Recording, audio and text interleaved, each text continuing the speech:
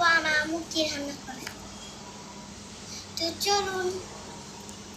আসসালামু আলাইকুম। মাছটা আমি আগে ধুয়ে নিয়েছি, হলুদ মরিচ লবণ দিয়ে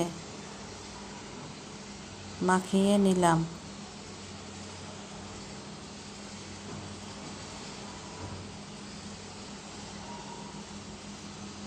চুলা অন করে কড়াই বসিয়ে দিলাম। কড়াইতে তেল দিয়ে অপেক্ষা করলাম। তেল গরম হলে মাছ দিয়ে দিলাম। মাছ এক পিঠ ভাজা হলে উল্টিয়ে নিলাম। মাছ উঠিয়ে নিয়ে কড়াই বসিয়ে দিলাম। কড়াইতে পেঁয়াজ তেল কাঁচামরিচ দিয়ে একটু নেড়ে নিলাম।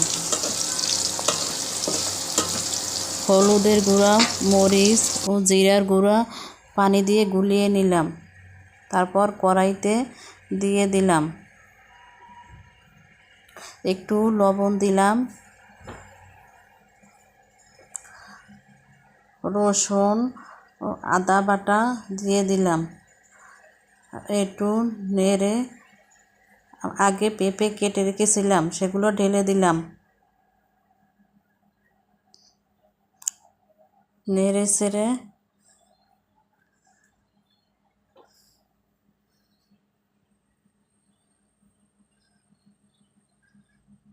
পানি দিয়ে দিলাম।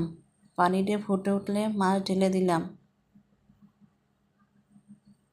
এভাবে রান্না করে খাবেন, ভালো লাগবে। মাছটা ফুটে উঠলো, তারপর আমি উঠিয়ে নিলাম।